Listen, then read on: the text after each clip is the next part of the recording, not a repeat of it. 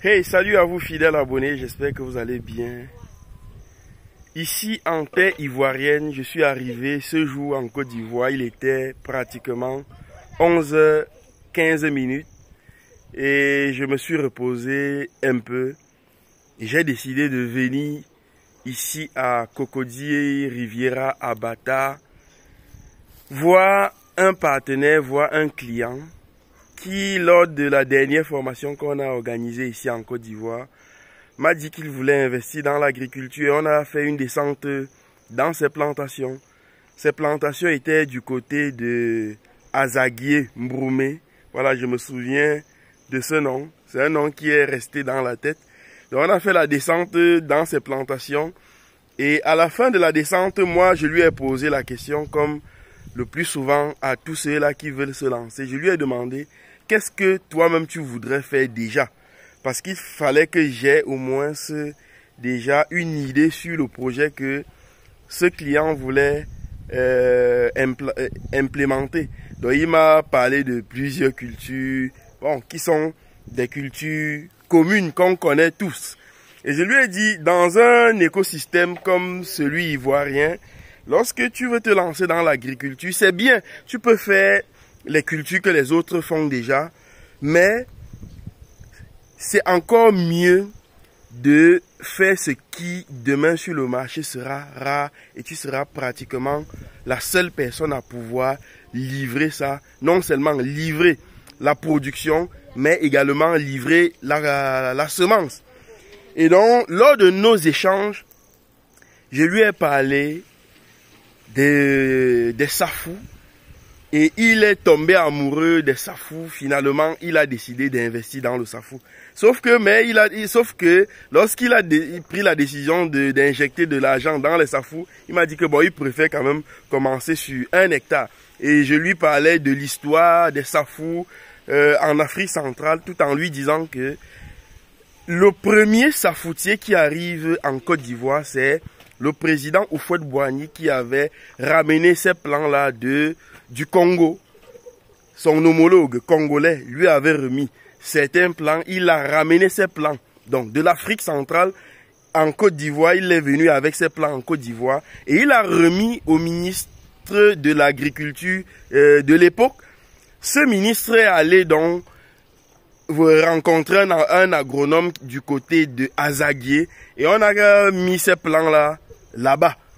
Donc, sinon, lorsque vous sillonnez toute la Côte d'Ivoire, c'est impossible de trouver des safous. Ça n'existe presque pas parce que moi j'ai parcouru plusieurs marchés et lorsque je parle de safou, il y a plusieurs personnes qui ne savent pas ce que c'est. Alors que en Afrique centrale, c'est un produit tellement répandu, tellement prisé de ce côté. Donc je lui ai dit, plutôt que de te lancer dans d'autres cultures qui sont déjà assez connues, il serait judicieux pour toi de cibler les safous par exemple. Ça peut être les safous, ça peut être les pommes, les pommes, ou disons les pommiers pour qu'on se comprenne bien. Et donc à la fin, il a décidé de prendre les safous. Et le 10 août, je lui ai donc envoyé des semences de safou hautement sélectionnées à partir du Cameroun.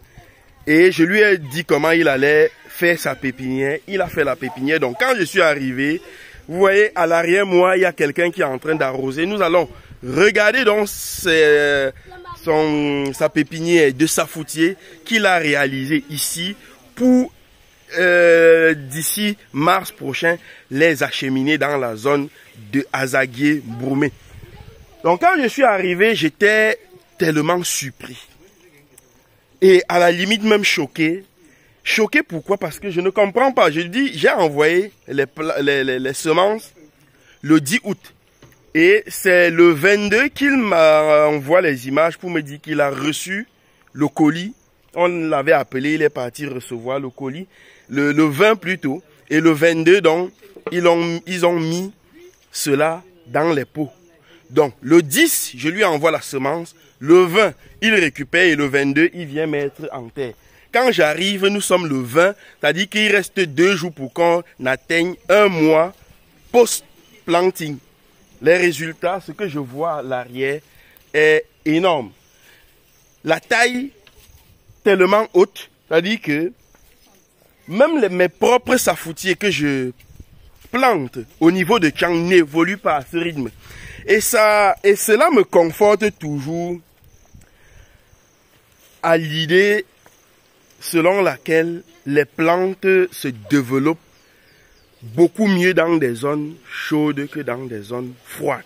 Je vous assure, depuis que je suis arrivé à Abidjan, ce midi, il fait énormément chaud. Il fait véritablement chaud.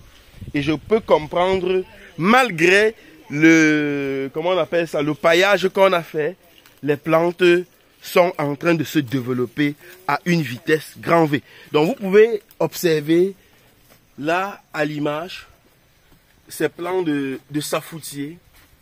Comme je vous disais, nous sommes ici à Cocody, Rivera, Palmeraie, Abattoir. Voilà. Les plants se portent très bien. Je lui ai envoyé 500 plants, plus de 500 plants. Mais la réussite est pratiquement à 99%, hein, parce que je ne vois aucun pot vide, aucun pot qui n'a pas pris. Et même les pots qui n'ont pas encore véritablement poussé, si vous regardez, vous allez voir que la tige quand même est en train de sortir. Pareil là, la tige sort également de l'autre côté. Vous voyez comment on est en train d'arroser. Alors, au mois de mars, ces plants auront déjà pratiquement 1 mètre, 1 mètre 50. Et le promoteur ira tout simplement dans sa zone à Azaguié, comme je vous ai dit, Mbroumé, pour les mettre en champ. Les plants seront déjà assez développés pour j'y mettre franchement les racines dans le sol et d'ici 3 ans, commencer à donner des fruits. Vous-même, vous comprenez que demain, ce promoteur, non seulement pourra vendre et les fruits, mais pourra aussi livrer, que ce soit des plantes, des semences, à toute autre personne, à tout autre Ivoirien qui souhaiterait se lancer dans le secteur. Donc, parfois quand je fais des visites comme ceci là, on est content. Content parce que les petites réalisations qu'on fait au quotidien se concrétisent. Donc vous qui tardez, vous qui vous demandez, qui vous posez des questions de savoir sur quoi vous devrez vous lancer, les gars, il faut vous lancer. Pas demain, mais maintenant. Et comme je suis sur le terrain, on va juste préparer un petit espace de l'autre côté et nous allons mettre ces pommiers à l'intérieur. Donc je suis venu avec des semences de pommiers. Nous allons les mettre là et aussi après 1 mois, nous allons vous donner les résultats de ces pommiers là. Et je n'ai aucun doute que ce sera une réussite totale, une réussite phénoménale. Déjà ce que je vois à l'arrière, ça me conforte à l'idée selon laquelle le secteur est bon. Le secteur est bon pour ce type de projet. Donc vous qui avez des terres que vous ne cultivez pas, vous qui avez 1 hectare, 10 hectares, 20 hectares, voilà pourquoi dans les semaines des prochains mois, moi je vais même encourager parfois aux États africains de récupérer des terres que les gens possèdent et ne les viabilisent pas. Parce que vous ne pouvez pas avoir 1 hectare, 2 hectares, 10 hectares, 100 hectares, vous ne les viabilisez pas et vous tapez votre poitrine que vous êtes propriétaire terrien. Ça n'a pas de sens. Valorisez les espaces que vous disposez, plantez-y quelque chose et demain vos enfants ne mourront pas pauvres. Donc voilà ce que je voulais vous présenter pour cette première vidéo ici en terre ivoirienne. Nous sommes le 20 septembre et le 23 septembre nous serons du côté de Yamoussoukro pour la 2e session de formation des nouveaux apiculteurs professionnels africains. Donc pour tous ceux qui n'ont pas encore réservé leur place, il ne reste plus que quelques places disponibles. Donc si vous êtes intéressé par cette formation, si vous êtes à l'étranger, vous avez une connaissance au pays à qui vous pouvez offrir cette formation, faites-le parce que là-bas, nous allons leur apprendre les techniques de l'apiculture moderne. Nous allons leur montrer beaucoup de secrets dans la création des vergers et surtout le type d'investissement agricole qu'ils peuvent choisir, le type de produits qu'ils peuvent choisir pour rentabiliser dans des très courts délais. Donc, si vous n'êtes pas encore inscrit à cette formation, faites-le maintenant.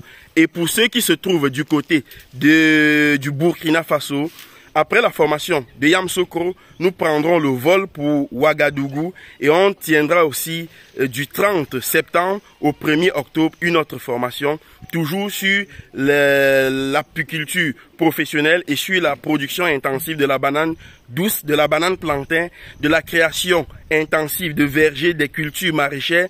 Et ce jour aussi, nous parlerons bel et bien des avantages qu'il y a dans le secteur de la pommeraie, des arbres fruitiers comme le safou, comme vous êtes en train de voir là. Donc, les gars, on se dit à ce samedi à Yamoussoukro. Je vous salue et à très bientôt.